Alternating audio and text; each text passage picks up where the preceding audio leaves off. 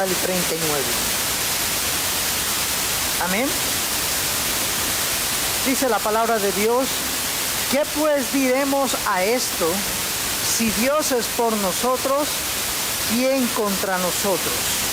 El que no escatimó ni a su propio Hijo, sino que lo entregó por todos nosotros, ¿cómo no nos dará también con él todas las cosas? ¿Quién acusará a los escogidos de Dios? Dios es el que justifica. ¿Quién es el que condenará? Cristo es el que murió, más aún el que también resucitó, el que además está a la diestra de Dios, el que también intercede por nosotros. ¿Quién nos separará del amor de Cristo? Tribulación, angustia, persecución, hambre, desnudez o peligro o espada. Como está escrito, por causa de ti somos muertos todo el tiempo, somos contados como ovejas de matadero. Antes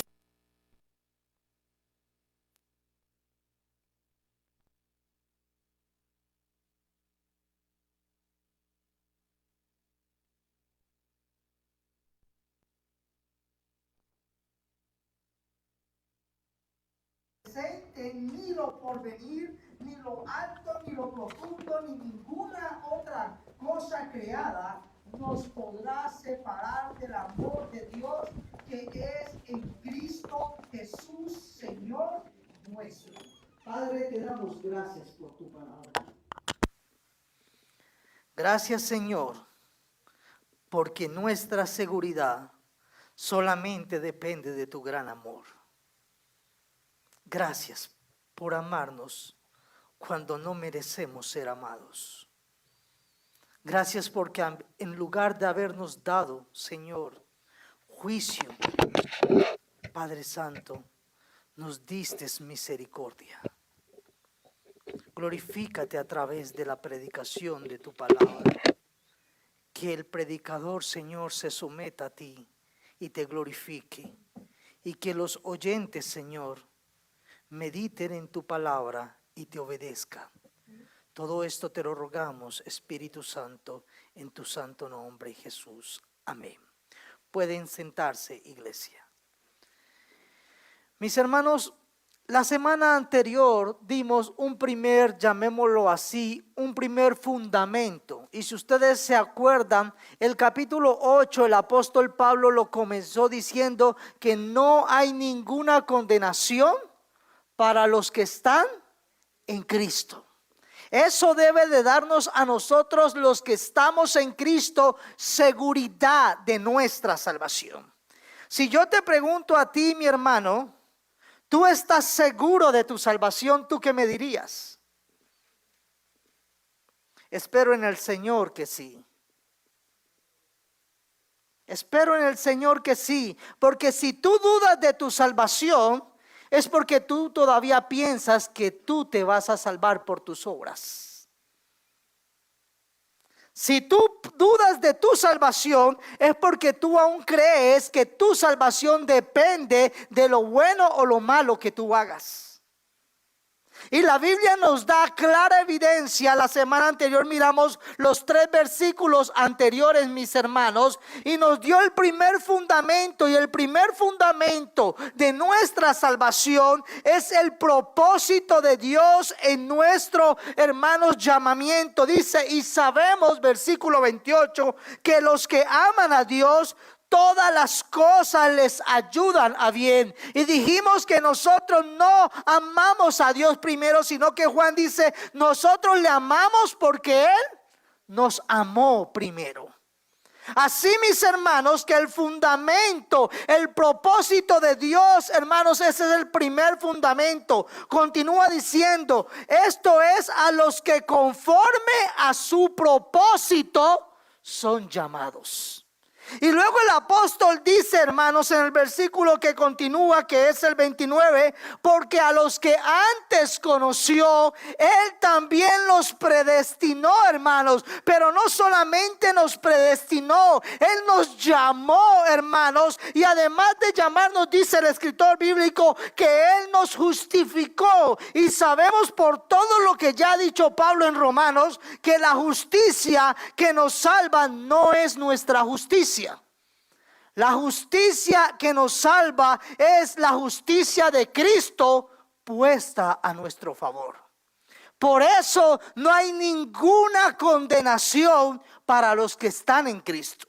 Pero luego va a terminar diciendo que no solamente nos conoció de antemano y además que nos predestinó, sino que también nos llamó y además nos justificó y nos da la certeza diciendo, y también los glorificó. Hermanos, es una obra completa en nuestra vida, que no depende de nosotros. Aquí no dice, hermano, a los que antes conocieron a Dios y los que se dispusieron un destino con Dios. Tampoco dice que los que llamaron a Cristo. Tampoco dice que los que justificaron por sus propias obras. Cada una de estas frases dice que las hace Dios, no nosotros. Él nos conoció, Él nos predestinó, Él nos llamó, Él nos justificó y Él nos glorificó. ¿A dónde ustedes ven al hombre ahí? Solamente somos receptores de su gracia. Así que mi seguridad de mi salvación no está en mi decisión por Cristo. Está en la decisión que Cristo me amó eternamente desde antes de la fundación del mundo. Por eso yo no puedo decir, es que yo pienso que mañana puedo perderme. No, porque si tú piensas que puedes perderte, es porque tú piensas aún que tú encontraste a Cristo. Y tú y yo no buscábamos a Dios, Él nos buscó a nosotros. Así, mis hermanos, que el primer fundamento que nos dio el apóstol, la primera base para nuestra salvación, es el propósito de Dios en nuestra vida. Pero en esta mañana, hermanos, vamos a tener un segundo fundamento que abarca todo. El fundamento del amor infinito e inmutable de Dios en nuestra vida.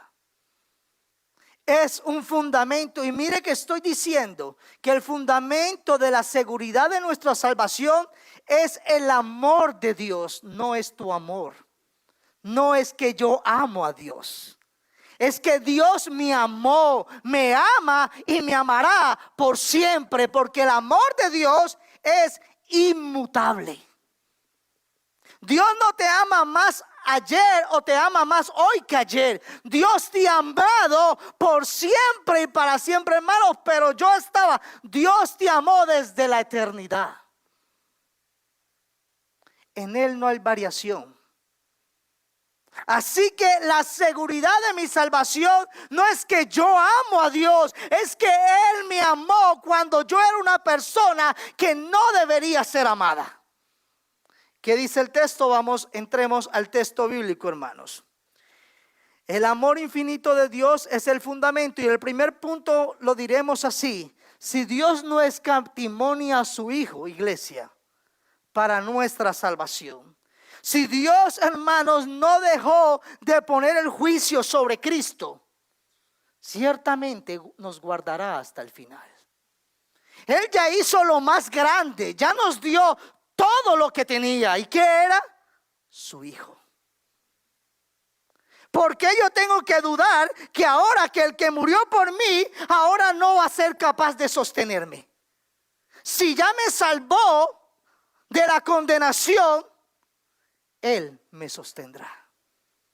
Él me llevará, y vamos a ver lo que la Biblia nos enseña. Versículo 31. ¿Qué pues diremos a esto? Van a ser 3 interrogantes, hay otros, pero vamos a dividir esta enseñanza en 3 partes. Iglesia, si Dios es por nosotros, ¿quién contra nosotros? Y yo sé que muchas veces usamos este texto cuando estamos peleando con otro, y no está diciendo eso. No, es que si Dios es conmigo, ¿quién de mi familia puede contra? No está hablando de eso, hermanos.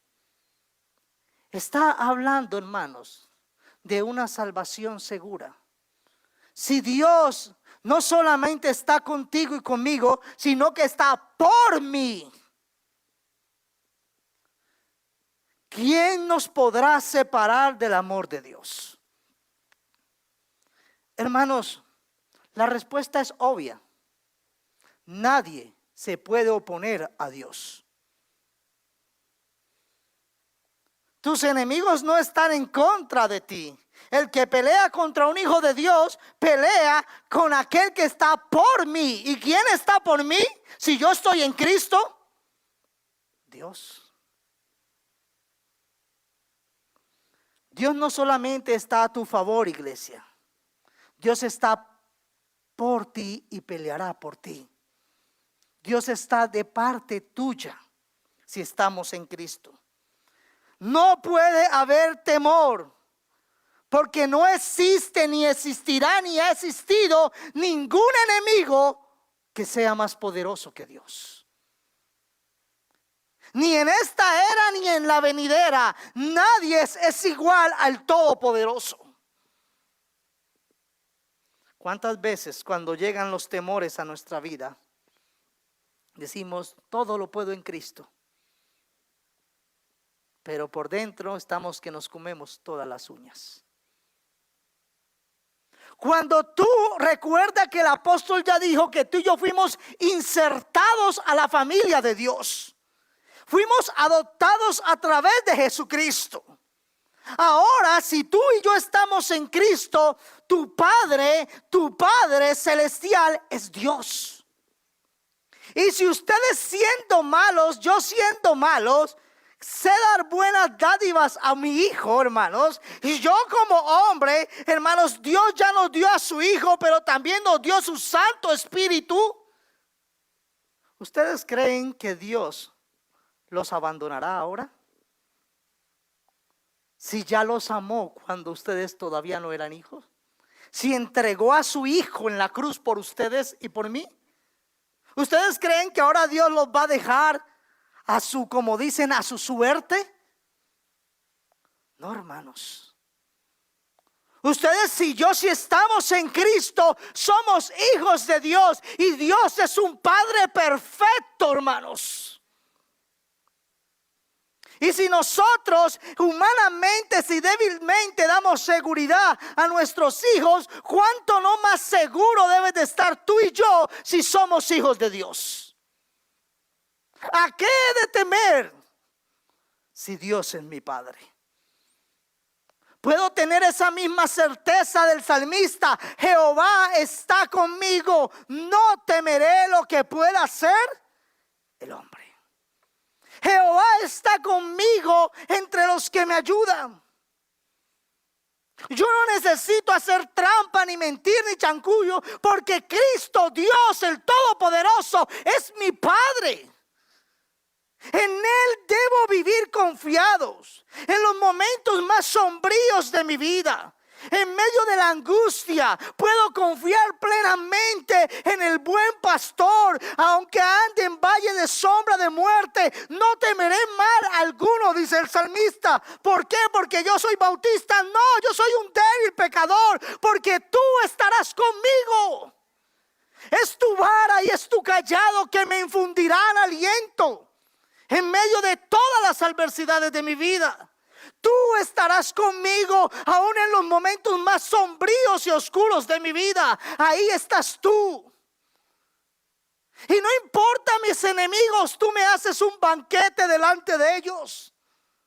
No importa quién mande o quién diga, Dios es mi Padre.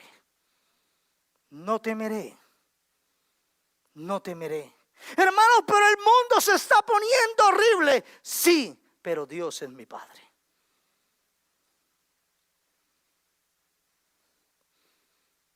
¿Realmente lo creemos?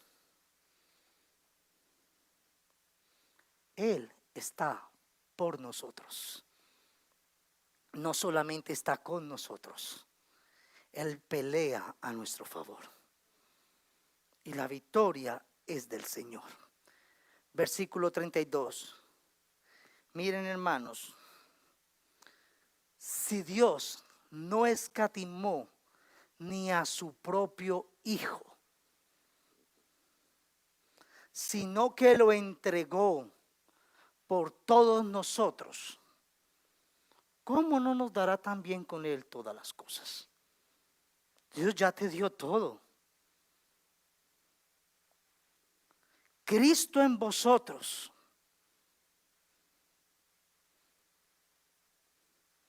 ¿Tú crees que tú y yo necesitamos algo más? Si Cristo fue dado por nosotros en esa cruz, su cuerpo fue molido, quebrantado y su sangre fue derramada por ti y por mí. Dios lo entregó por nosotros. Así te ama Dios. Dio a su amado Hijo, en el cual dice la Biblia, en el único en el que Él tiene complacencia. ¿Sí entiendes eso, iglesia? ¿Sí entiendes que el amor de Dios sobrepasa todo entendimiento? Que no podemos comprender la anchura ni la altura de ese amor por nosotros. De que no hay forma y no entiendo y no debe de ser así. Dios no tenía que amarme cuando yo solo lo despreciaba con mi desobediencia, y aún en su gracia todavía seguimos insistiendo en desobedecerle. Él no escatimó, mis hermanos. Él no eximió, no perdonó, no indultó a su Hijo, sino que lo sacrificó en la cruz. Dios entregó a su Hijo por nosotros. Eso significa, mis hermanos, que Dios ejecutó nuestro castigo sobre su Hijo. Y así estaba profetizado. Formaba parte del buen plan del Señor. Isaías 53:10. Aplastarlo y causarle dolor. Sin embargo, cuando su vida sea entregada en ofrenda por el pecado. ¿Pecado de quién? Tuyo y mío. Él fue entregado por nuestros pecados. Él es el impecable Cristo, el impecable Dios. En Él no fue hallado pecado y no pecó en nada, pero Él tomó nuestro lugar. Cuando su vida sea entregada, tendrá muchos descendientes, y tu iglesia eres uno de ellos.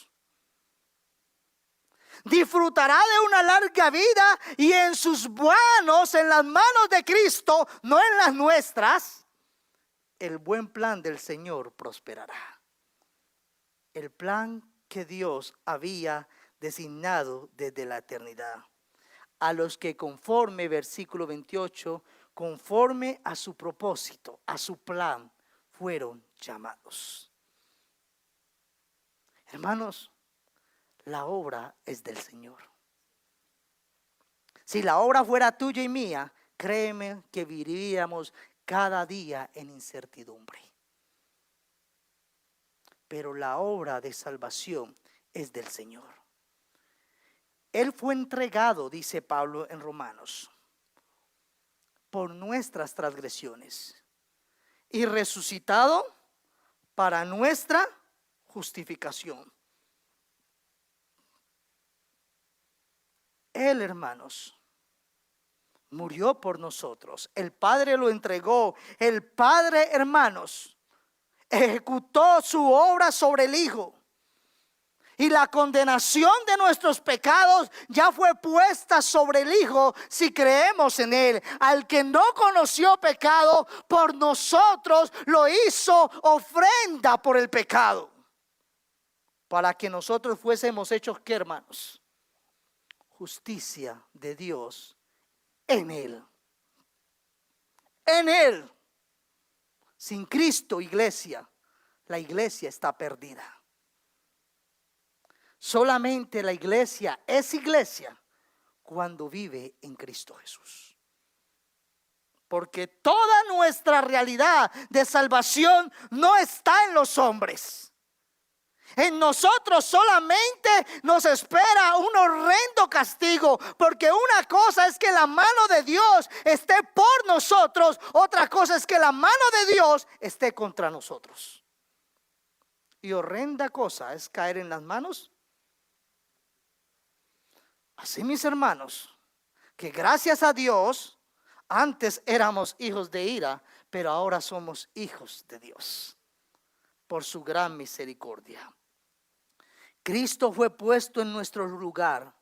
Todos nosotros, no dice algunos, todos nosotros nos descarriamos como ovejas. Cada cual se apartó por su camino, mas Jehová cargó en él el pecado de todos nosotros. Hermanos, dice el que no escatimó ni a su propio hijo, sino que lo entregó por todos nosotros. El amor de Dios se manifestó en su gracia, Juan 3:16, porque de tal manera amó Dios al mundo que ha dado a su hijo. Entregó a su hijo para que todo aquel que en él crea no se pierda, mas tenga vida eterna. Hermano, cuando Dios hizo esto, usted y yo éramos enemigos de Dios, nos dice la Biblia. Romanos 5:6-10, ahí lo describe, ya lo estuvimos estudiando. Así que podemos ver la manifestación y la seguridad de mi salvación está en el amor infinito, inmutable de Dios. Los perdidos pecadores debíamos ser condenados porque la paga de mi pecado es muerte, mas la dádiva, el don de Dios. ¿Y cuál es el don de Dios? Cristo, su Hijo, hermanos, es vida eterna. Por eso Él dijo, yo soy. Hermanos, Él es la vida. Apartado de Él, tú y yo no somos nada y nada podemos hacer. No importa cuántas riquezas el mundo te dé o te ofrezca, no importa cuánta fama tú tienes, mi amigo que me escuchas, si no tienes a Dios, eres el más miserable hombre en este universo. Si Cristo no está en ti, estás completamente en la ruina, como tú y yo estábamos ayer. Solo por su gracia fuimos salvados, porque Cristo pagó la innumerable deuda de nuestro pecado. Hermanos, hay otra pregunta: ¿cómo no nos dará también con Él todas las cosas? Hermanos, es una pregunta. Cualquier otra cosa, no importa cuán gran dimensión tenga aquellas cosas, es muy poco lo que te quiere dar a entender el apóstol. Nada se compara a Cristo. Nada. Ay, entonces Dios me va a dar un carro nuevo. Deja de pensar en tu carne. Empieza a pensar en Cristo. Empieza a pensar en aquel que te amó y murió por ti en la cruz. Cristo no murió para hacerte rico materialmente. Él murió para hacerte rico eternamente. Jehová cargó en Él nuestro pecado. Dios nos regaló en su Hijo todas las cosas, hermanos. De ahí, mis hermanos, que la Biblia dice que usted y yo en Cristo somos coherederos con Cristo. La herencia, hermanos, la tenemos porque ahora en Cristo somos hijos de Dios. Y si hijos también, hermanos, somos coherederos de todas las riquezas en Cristo. Y si tienes a Cristo, lo tienes todo. Y si no lo tienes, no tienes nada. No importa cuántas casas tengas aquí, si no tienes tu mansión celestial, estás perdido. Así, mis hermanos, que el apóstol está animando a la iglesia, ¿Qué te preocupa en esta mañana? ¿Qué te inquieta en tu futuro? ¿Los gobiernos? ¿La guerra? ¿La economía? No olvides, pueblo de Dios, que Dios es tu Padre.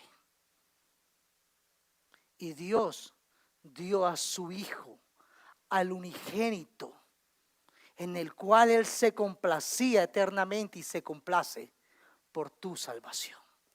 ¿Y sabes cuándo lo dio? Cuando tú y yo estábamos muertos en nuestros delitos y pecados. Hermanos, cito a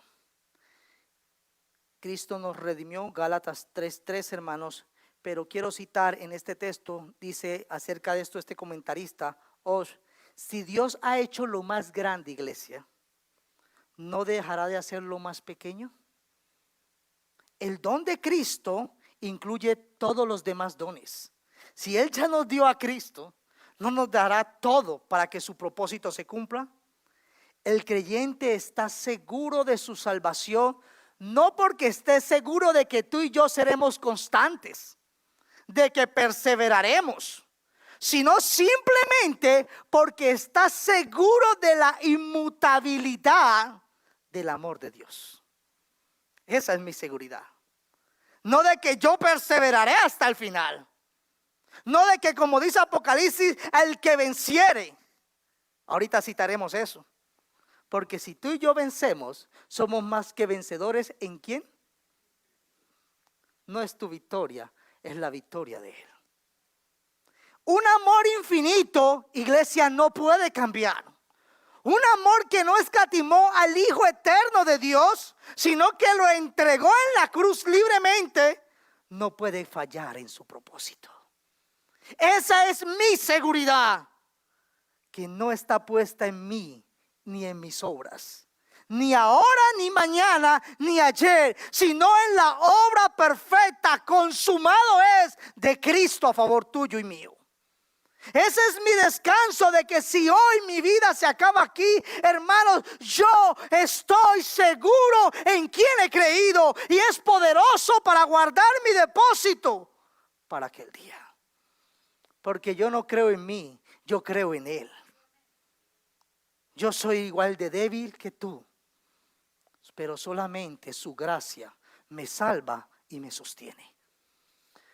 Continuamos, iglesia. Lo segundo que diremos es que si Dios es quien nos justifica, hermanos, nadie nos puede condenar. Lo primero que dijimos, hermanos, es que si Dios no escatimó su Hijo, hermanos, para nuestra salvación, ciertamente nos va a guardar hasta el final. Pero ahora vamos a decir que si Dios es quien nos justifica, nadie nos puede condenar. Y dejamos de entrada claro que no creemos en la justificación por nuestras obras. Solamente creemos, de acuerdo a lo que la Biblia nos enseña en Romanos y en el resto de la palabra de Dios, que somos justificados, hermanos, por la fe a través de la obra de Jesucristo por nosotros los pecadores. No es nuestra justicia. En el Evangelio, hermanos, se revela la justicia de Dios. Es la justicia de Cristo puesta a nuestro favor. Dice, ¿quién acusará? Versículo 33. A los escogidos de Dios. Ya hablamos que Dios los conoció, los predestinó, los llamó, los justificó y los glorificó. Ahora, en otra pregunta hace el apóstol, ¿quién los acusará? Y ahora vemos que Pablo está hablando de un término jurídico. Cuando hablamos de que una acusación, llevemos nuestra mente a algo legal. Y es cuando alguien trae un juicio contra otra persona. Es como si el apóstol estuviera diciendo, ¿quién puede levantar alguna acusación contra aquellos que Dios mismo ha justificado? ¿Quién? Si Dios es el juez de todo el universo, nadie puede poner un cargo legal contra un salvo, contra un hijo de Dios. Nadie puede hacer que un hijo de Dios sea condenado si el mismo Dios entregó a su Hijo para salvarnos de toda condenación. ¿Quién nos puede acusar? Ya que todos los cargos que estaban en mi contra por mis pecados, Cristo los pagó en la cruz del Calvario. Todos mis pecados, Cristo, hermanos, pagó el precio que es suficiente, porque el que murió es infinitamente mayor. Y Él canceló en Cristo la deuda de mis pecados. Y entonces pensamos, ¿quién acusará a los escogidos de Dios? Y entonces tenemos que ir a la Biblia. ¿Y quién nos acusa día y noche, hermanos? Apocalipsis, hermanos, 12:10 dice: entonces vi una gran voz en el cielo que decía: ahora ha venido la salvación, el poder y el reino de nuestro Dios y la autoridad de su Cristo, porque ha sido lanzado fuera el acusador de nuestros hermanos, el que los acusaba delante de Dios día y noche. Y entonces inmediatamente nos tenemos que ir a la historia de Job. ¿Quién fue a acusar a Job? Satanás. Pero es que Satanás no solamente acusa a Job, te acusa a ti y a mí. Y usted dice, a veces en algunos, cuando pecan los cristianos, los salvos, los que han sido llamados y son justificados y glorificados, cuando peca a veces vienen esos pensamientos a tu mente. Pero el texto está diciendo: ¿quién acusará a los escogidos de Dios? Y dice: Dios es el que justifica. Y cada una de las acusaciones de Satanás, iglesia, Cristo las resolvió en la cruz del Calvario. Cristo las pagó en la cruz. Ya tu sentencia se ejecutó en la obra de Cristo. Su sangre fue derramada y su cuerpo fue molido, y nuestro castigo fue puesto sobre el Hijo de Dios. Así que ¿de qué me ha de acusar? Colosenses nos dice: Él, Cristo, anuló el acta con los cargos que había contra nosotros y la eliminó. ¿Dónde la eliminó? Cuando Él venga, clavándola en la cruz. ¿Quién fue clavado en la cruz? En Cristo, hermanos, está el perdón de nuestros pecados. No es en tus obras. Y de esa manera continúa Colosenses diciendo: desarmó, dejó sin argumento al abogado del diablo, o al mismo diablo que nos acusa día y noche. Y a las autoridades espirituales los avergonzó públicamente con su victoria sobre ellos en la cruz. ¿De qué nos puede acusar si nuestro abogado ya no solamente nos defiende, sino que Él fue el pago por nuestros pecados? Este es el evangelio, hermanos. Sobre de eso, hermanos, dice Sproul: la obra principal de Satanás en la vida del creyente no es la tentación. Aunque está comprometido con eso, su trabajo principal es la acusación. Nos acusa para quitarnos la confianza, el gozo y el consuelo que tenemos en Cristo. Continúa recordándonos nuestros pecados. Sigue hablándonos de nuestras imperfecciones. Él enfrenta todos los cargos imaginables que puede presentar contra los elegidos de Dios. Sin embargo, no hay trabajo más inútil. El que justifica es el juez de todos. Y el juez de todos nos declaró solo imputando, poniendo sobre nosotros la perfecta justicia de Cristo. Ahora no es la justicia, es la justicia de Cristo puesta. En Cristo se puso nuestros pecados y Cristo puso sobre nosotros su justicia. Así que ¿de qué nos acusará? No hay condenación. No hay forma de que Satanás, hermanos, nos pueda acusar. Cercano está de mí, dice Isaías, el que me salva. ¿Quién contenderá conmigo? Juntémonos. ¿Quién es el adversario de mi causa? Acérquese a mí, dice él. He aquí que Jehová, el Señor, me ayudará. ¿Quién hay que me condene? Si se ven, hermano, parece que el apóstol leyó Isaías. He aquí que todos ellos se envejecerán, se acabarán como ropa de vestir, serán comidos por la polilla. Pero nuestro justificador es eterno. Él está a nuestro favor, iglesia.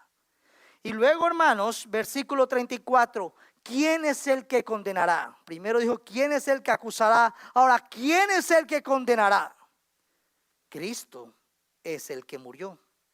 Y ahí está un argumento firme y seguro, hermanos, para los que creen que pueden ser condenados luego de haber sido salvos por la gracia de Cristo. Si no hay quien pueda acusarnos, hermanos, tampoco puede haber quien nos pueda condenar. Porque sin una acusación no hay una condenación. Para que alguien pueda ser condenado, tiene que ser acusado. Pero si, hermanos, el abogado defensor demuestra que las acusaciones son falsas o que ya se pagó por esas acusaciones, no hay nada que condenar. Y fue lo que Cristo hizo por su pueblo. No hay una declaración judicial que nos lleve a una sentencia en contra de nosotros. Cristo pagó nuestra deuda. ¿Cuál es la razón de que por qué no somos condenados, hermanos? Porque tú y yo ahora estamos en Cristo. ¿Y saben por qué más? Porque el único que puede juzgarnos y condenarnos es el que nos defiende. Y no solamente te defiende, fue el que murió por nosotros. Así que ¿quién me va a condenar? Si Él, hermanos, está por nosotros. Juan 5:22, porque el Padre a nadie juzga, sino que todo el juicio, ¿a quién se lo dio? A su Hijo. Y si el que juzga a todo pueblo y nación es el que, hermanos, me defiende y es el que pagó con su vida el precio de mis pecados, ¿quién me ha de acusar? ¿Quién ha de condenarme? No existe ni existirá nadie que pueda condenar a los escogidos de Dios. No hay condenación para los que están en Cristo. Cristo es el que murió, hermanos, es la primera razón. Rápidamente el apóstol va a dar 4 razones por qué no hay condenación, hermanos. Él dice porque Cristo es el que murió, es el mismo que murió por nosotros, por los pecadores. Tomó nuestro castigo, hermanos, y nos sustituyó. Murió nuestra muerte y nos dio su justicia. Por tanto, hermanos, no hay condenación. Pero además de eso, Él no solamente murió por ti y por mis pecados, sino que Él resucitó. Y si Él resucitó, entonces tú y yo somos justificados en Cristo Jesús. No hay condenación. Tercero, hermanos, dice el apóstol rápidamente, ese Cristo que murió por ti, ese Cristo que resucitó, Él está a la diestra de Dios.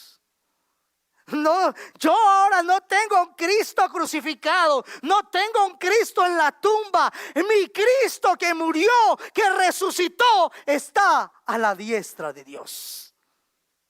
Él es el soberano, hermanos. Él tiene toda autoridad y todo dominio, hermanos, haciendo referencia a su estado de exaltación. El Redentor, el que fue humillado en la cruz del Calvario, fue exaltado por el Padre. Y Él es el que está por nosotros, iglesia. Usted y yo hemos resucitado a nueva vida, hermanos, por la resurrección de Cristo. Él está a la diestra de Dios, hermanos. Fue despreciado, fue desechado por los hombres, fue experimentado en quebranto por el Padre, que puso su ira sobre él en la cruz. Pero este mismo Cristo que se humilló ha sido ascendido a toda majestad. Hermanos, y está citando el Salmo 110:1. Aunque los hombres lo despreciaron, hermanos, Dios lo vistió de suprema autoridad. Tiene toda autoridad, y esta enseñanza de la exaltación del Redentor, usted y yo la podemos encontrar en muchos lugares en la Biblia. Rápidamente, 3 textos. Mateo 26:64. Jesús le dijo: tú lo has dicho, y además os digo que desde ahora veréis al Hijo del Hombre, ¿dónde? Sentado a la diestra del poder de Dios y viniendo en las nubes del cielo. Luego dice, hermanos, en hebreo: pero Cristo, habiendo ofrecido una vez para siempre un solo sacrificio. Cuando tomamos la cena del Señor, el pan y el jugo de la vid no se convierten, no se transforman en el cuerpo de Cristo, porque Cristo murió una sola vez. Son símbolos de lo que ya aconteció. Y ese Cristo que murió ya no necesita ser sacrificado, porque Él ahora está a la diestra de Dios. Así, mis hermanos, que la Biblia nos da clara evidencia de la exaltación. Apocalipsis dice: el Cordero que fue inmolado es digno de tomar el poder, las riquezas, hermanos, la sabiduría, la fortaleza, la gloria y la alabanza. Vemos la exaltación de ese Cristo que murió, que resucitó y que fue exaltado. Pero no conforme con eso, el apóstol quiere que estemos seguros y dice, hermanos, de acuerdo por la revelación del Espíritu, que ese Cristo que fue vestido de autoridad y que está sentado a la diestra de Dios, hermanos, ese Cristo no está solamente sentado con autoridad, sino que Él intercede por los suyos. El que también intercede por ¿quiénes? Por nosotros. Si la salvación fuera del hombre, tendríamos que dudar todos nuestros días, porque todos los días pecamos. Pero la salvación es de Dios. Por eso puedo estar confiado. No importa cómo esté el mundo, mi vida está en las manos de Dios. Ese Cristo exaltado intercede. ¿Por qué estoy seguro? Porque Cristo murió, porque Cristo resucitó, porque Cristo fue exaltado, y además el Cristo exaltado hoy intercede por nosotros. Está intercediendo por su pueblo, hermanos. ¿Y cómo es la obra de Cristo ahora en su exaltación? La Biblia nos dice que Cristo tiene un rol de abogado. Él es nuestro abogado, hermanos. Hebreos 9:24, porque no entró Cristo en el santuario hecho de mano, hermanos, por los hombres, figura del verdadero, era un simbolismo, sino que Cristo entró en el cielo mismo para presentarnos ahora, hermanos, por nosotros ante Dios. Él es nuestro gran sumo sacerdote. Y como abogado, hermanos, en cada momento de nuestra vida cristiana, usted y yo tenemos un intercesor. No solamente en nuestros corazones el Espíritu Santo, como ya leímos anteriormente, sino que tenemos al Cristo que ascendió a los cielos, que intercede en el cielo por nosotros. ¿Cómo no estar seguros, hermanos? Si además de que paga el precio de mis pecados, sigue obrando para sostenerme hasta el final. Juan 17. No ruego, en su oración Cristo dice, que los quites del mundo, sino que los guardes del mal. Mas no ruego solamente por estos, por sus discípulos, sino por ¿quién, hermanos? Por los que han de creer en mí, por la palabra. ¿De qué? Que ellos predicarían. ¿Cómo creemos? Al oír. La fe viene por el oír y el oír la palabra. Cristo orando por los suyos, hermanos. Vemos que Dios, hermanos, Él rogaba por su pueblo, por los que habían de creer en Él. Y dice Judas, versículo 24, y ahora que toda la gloria sea dada, sea para Dios, quien es poderoso para evitar que caiga. ¿Quién es el poderoso? ¿Nosotros, la iglesia? El que nos guarda. Y el que nos guarda nos llevará sin mancha y con gran alegría, hermanos, a su gloriosa presencia. Ahí está mi seguridad, en la palabra, en el amor de Dios.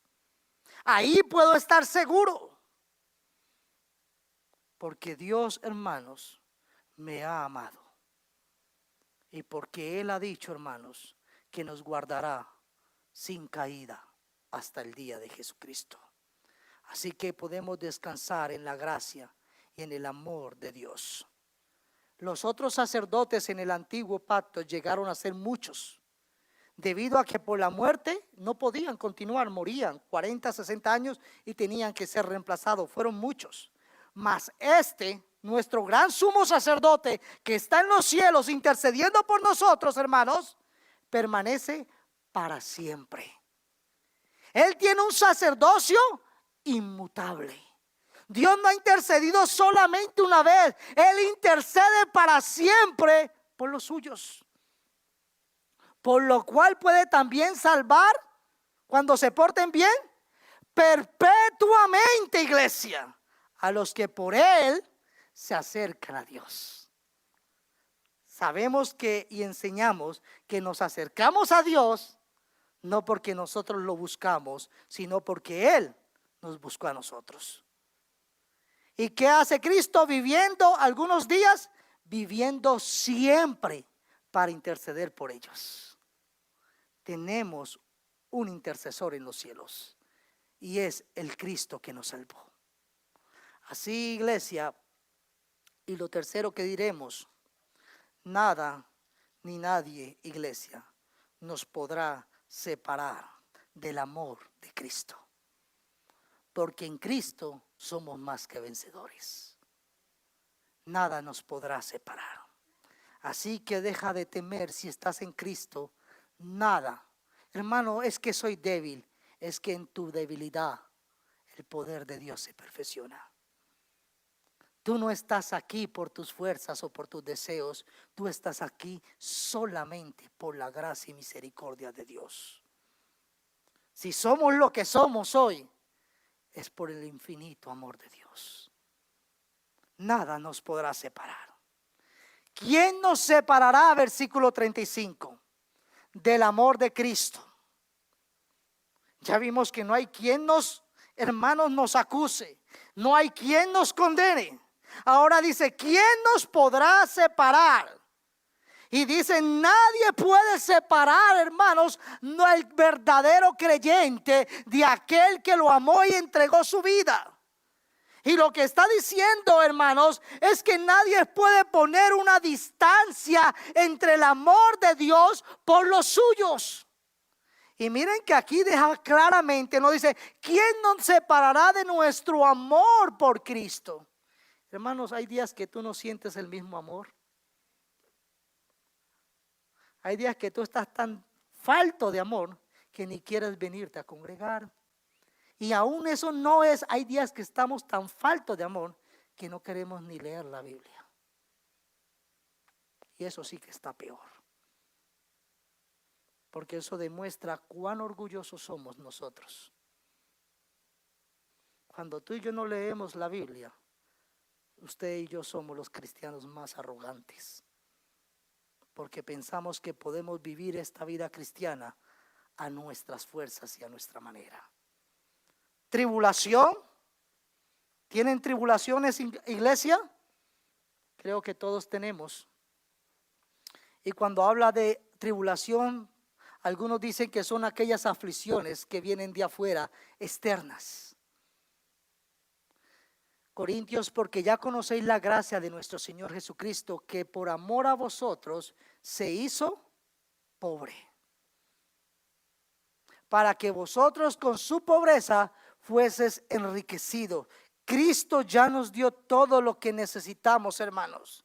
Cristo nos amó. Así que cuando venga la tribulación, hermanos, recordándonos que las aflicciones, dice Tesalonicense, aún son por causa de la fe en nuestra vida. Si Dios permite la tribulación en nosotros, Dios la torna, hermanos, para bendición, para el crecimiento de nuestra fe y nuestra confianza en Él.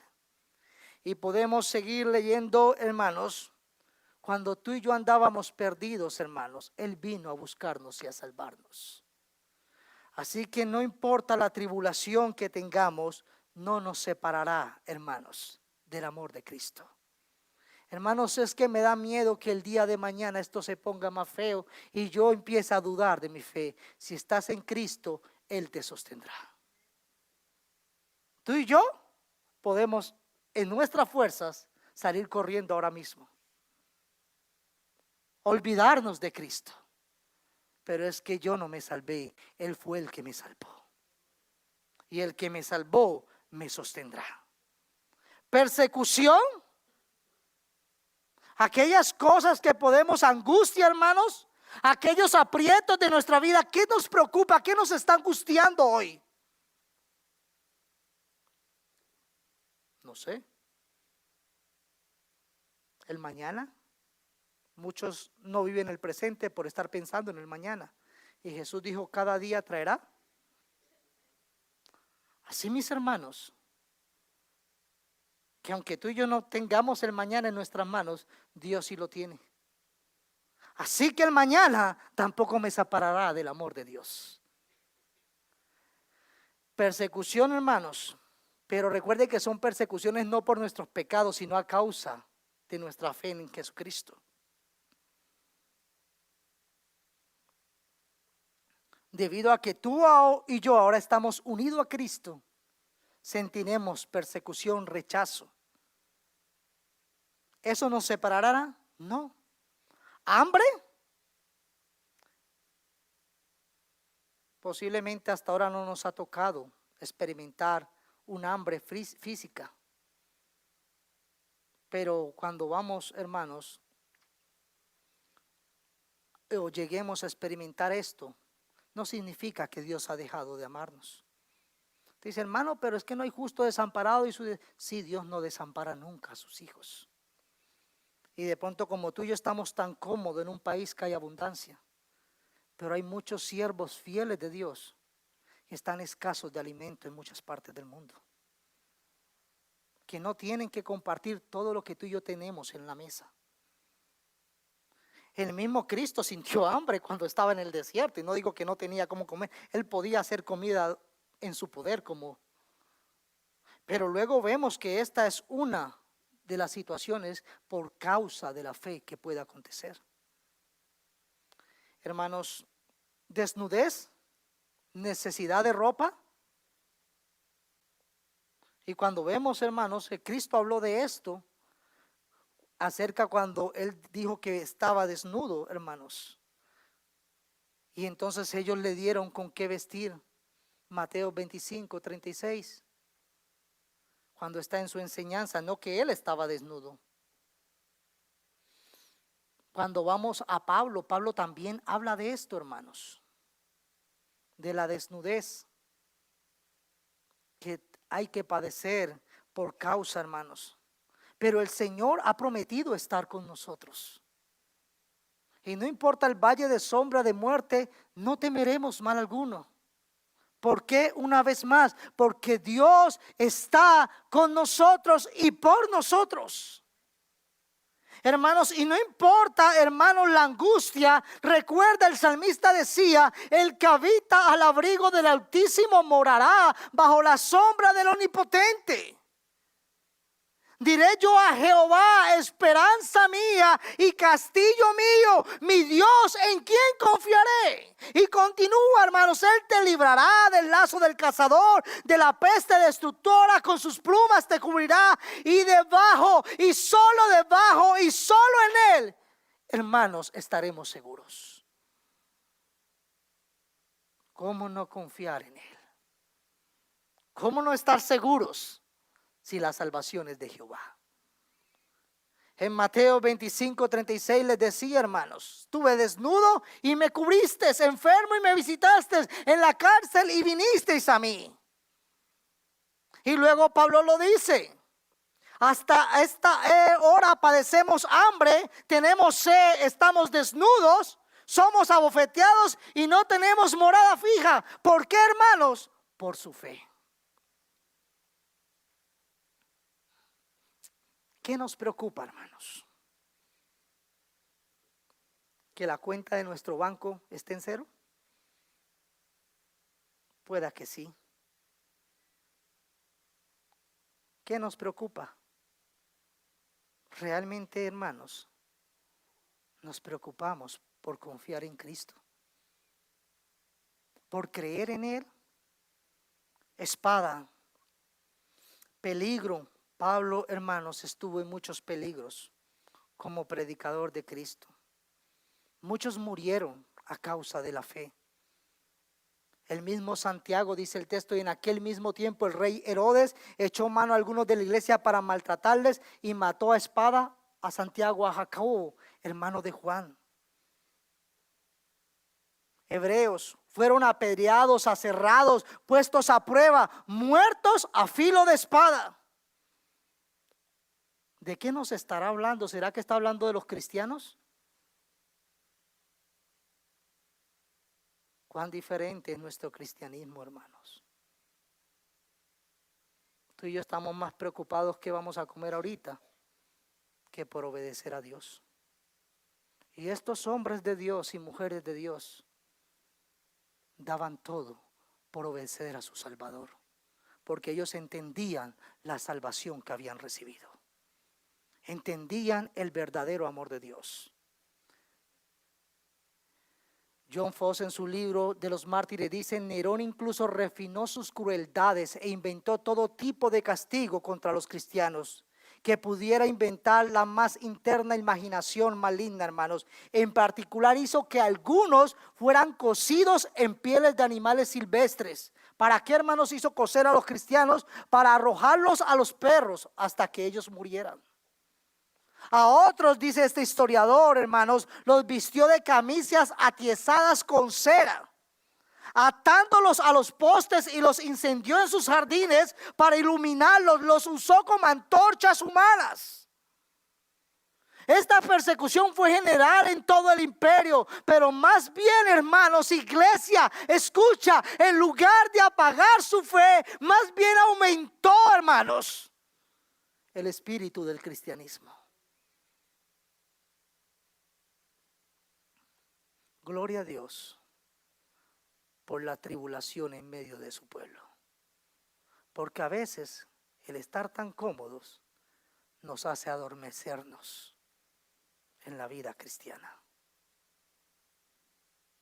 Que el Señor tenga misericordia y no nos tenga que despertar de esa manera. Despierta tú que duermes, iglesia. Despierta. Porque Él te ha amado hasta que dio a su Hijo en la cruz. Antes, en todas estas cosas somos más que vencedores. Todas estas cosas no, hermanos, quitarán la fidelidad de Dios. No perderemos nuestra salvación, porque la salvación no es nuestra, es de Dios. Y si Dios es por nosotros, no existe ni existirá nada en contra de sus hijos. El que no escatimonia a su propio Hijo, hermanos, ¿cómo no nos dará todas las cosas? Aunque esto parece una gran paradoja, hermanos, los que parecen derrotados para el mundo son victoriosos en Cristo Jesús. Pero ¿por qué tienes que ser tan religioso? ¿Por qué no puedes disfrutar con nosotros? ¿Por qué no te puedes echar un al aire?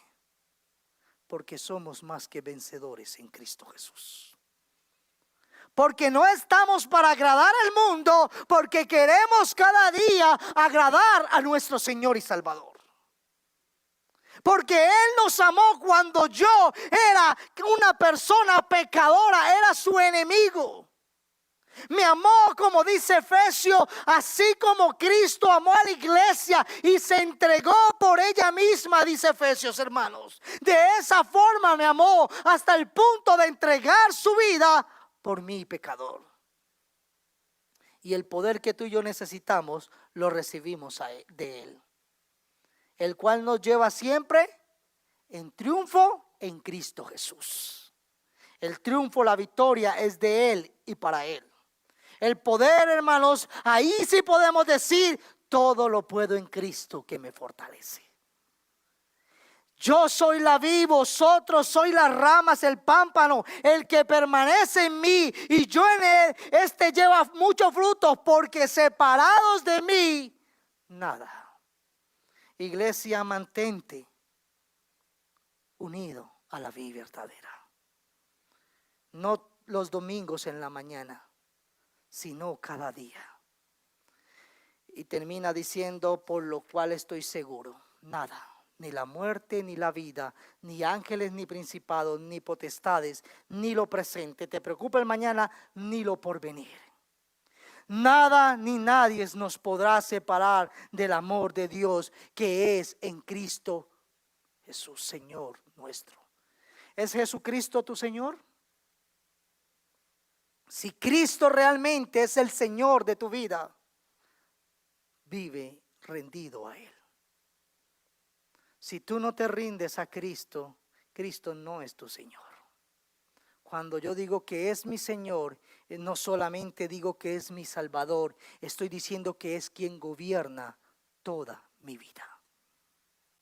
Así que si has creído en Él, Él es la resurrección y la vida. El que cree en mí, hermanos, aunque esté muerto, vivirá. Y todo aquel que vive y cree en mí, no morirá eternamente. ¿Crees esto, iglesia? Cuando este cuerpo terrenal se acabe, hermanos, y dejemos este cuerpo, tenemos una casa en el cielo, un cuerpo eterno hecho para nosotros. ¿Y quién lo hace? Dios mismo. Y no es por nuestras manos humanas. En Él estamos seguros, iglesia.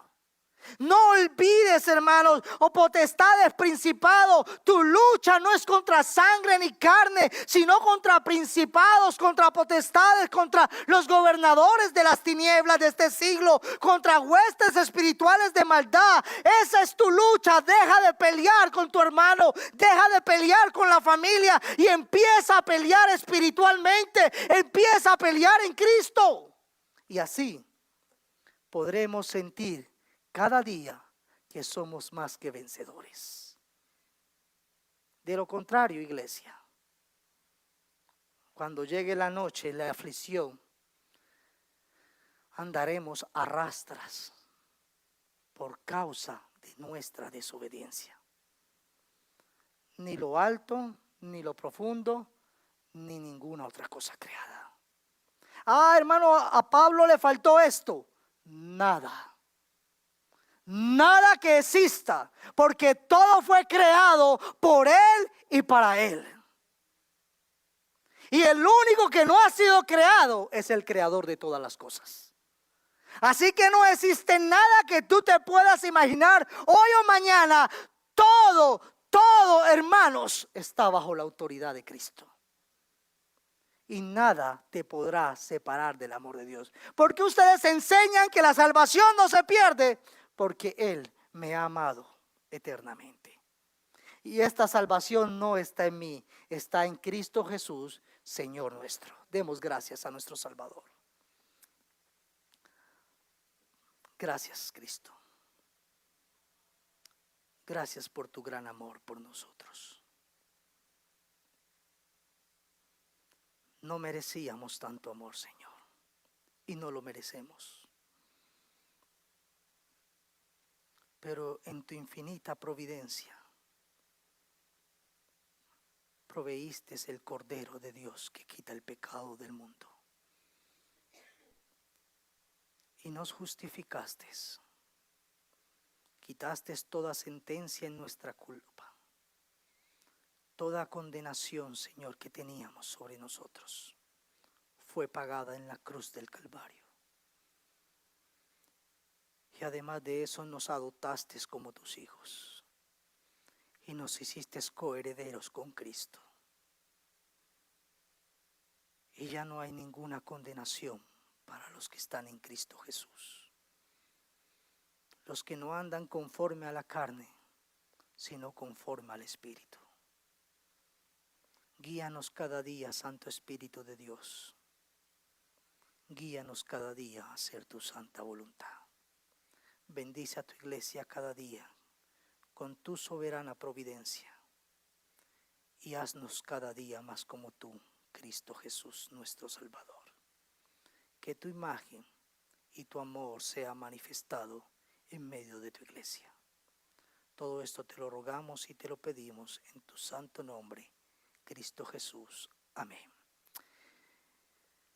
Dios les bendiga, iglesia. Hermanos, en la tarde estaremos